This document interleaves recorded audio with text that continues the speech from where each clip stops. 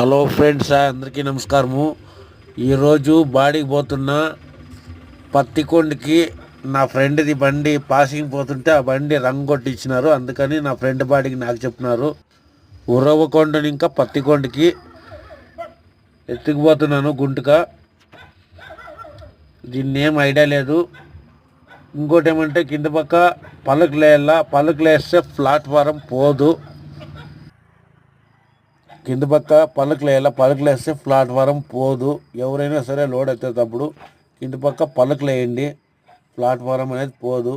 ఇంకోటి సైడ్లో కూర్చొని పలుకులు వేయించినాను. మా ఊరికి బస్సు లేదు, ఏరికి కొన్ని ట్రిప్పులు ఉంటాయి కాబట్టి ఇదే.